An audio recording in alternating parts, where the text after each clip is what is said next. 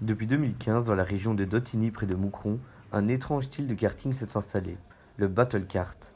Le principe, reproduire les modes de jeu de Mario Kart dans la vraie vie. Un nouveau divertissement qui a séduit les amoureux du célèbre jeu vidéo. On aime bien le karting, les enfants aiment bien aussi. On est de la génération Mario, donc voilà, on a réuni les deux plaisirs en un. Un karting entièrement électrique qui demande aussi beaucoup de travail en interne. Une dizaine de programmeurs se relaient devant des ordinateurs pour gérer les différents capteurs et projecteurs. Qu'est-ce qu'il y a derrière? Il y a un serveur informatique, il y a 24 projecteurs par piste, on a 2 pistes sur le complexe, il y a tout un réseau de capteurs de localisation qui, en permanence, 330 fois par seconde, vérifie où se trouvent chacun des cartes et les positionne sur une carte informatique et génère effectivement les différentes interactions. Quand on appuie sur un bouton du volant, il y a un missile par exemple qui part depuis l'avant de votre carte et dans la direction qui lui est impulsée s'en va toucher éventuellement un opposant, ou une flaque d'huile qu'on dépose derrière soi, ou un turbo qui fait qu'on a effectivement un petit boost, un petit coup de puissance supplémentaire pendant quelques secondes. Ce karting est toutefois différent d'un karting classique, notamment pour ce qui est de la sécurité. Ici, pas besoin de ceinture ni de casque.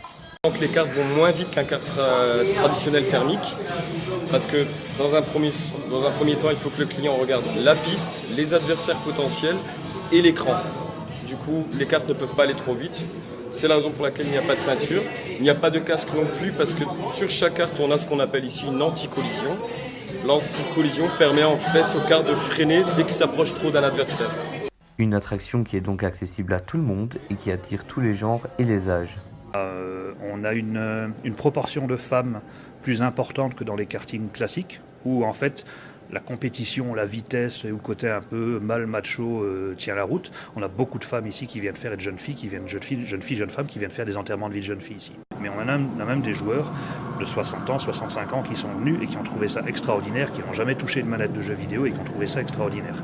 Donc, du côté utilisateur, ça fonctionne de manière très simple, très transparente et ça nous amène à un public vraiment ultra familial, presque de 7 à 77 ans, presque.